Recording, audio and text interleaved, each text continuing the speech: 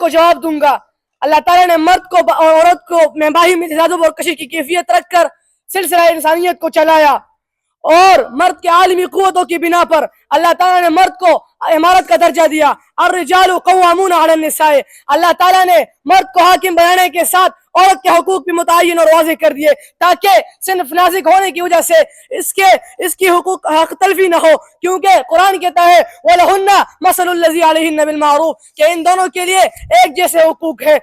اب مغربی ممالک جیسے امریکہ، فرانس، جرمنی اور اٹلی کہتے ہیں کہ اسلام عورت کی تذلیل کر رہا ہے اور ہم عورت کو حقوق دے رہے ہیں۔ لعنت ہو تمہارے اس حقوق پر، تم یہ حقوق دے رہے ہو کہ عورت کو کہہ رہے ہو کہ تمہیں بے پردگی کا حق ہے۔ مغرب عورت کو ننگا کر رہا ہے اور اسلام کہہ رہا ہے یا ایھا النبی قل لازواجک وبناتک ونساء المؤمنین یدنین علیہن من جلابیبہن کہ اے پیغمبر اپنی بیویوں، بیٹیوں اور مسلمان عورتوں کو فرما دیجئے جب گھر سے نکلے تو اپنے اوپر بڑی چادریں اوڑھ دیا کرے۔ جلابیب کا معنی علامہ سیوطی نے فرمایا ہے،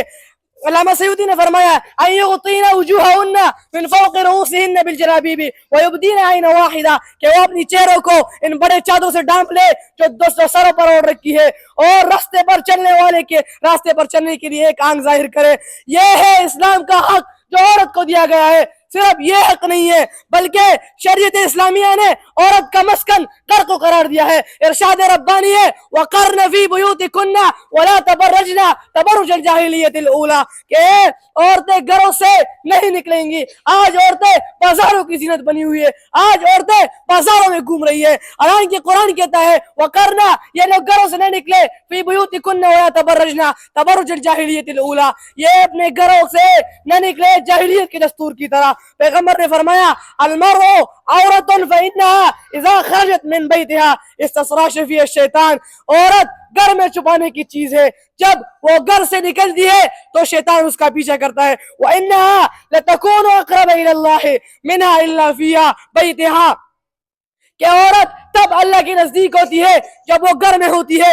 پھر پیغمبر نے فرمایا علیکن بحافظ الطریق کہ جب عورت کسی ضرورت کی بنا پر گھر سے نکلے تو سڑکوں کے بیچ نہ چلے بلکہ دیوار یا سڑک کے کنارے چلے۔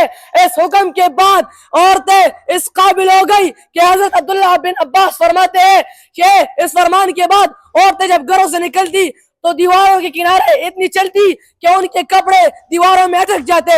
اس طرح عورتوں پر پیغمبر کے حکم کا اثر ہوا۔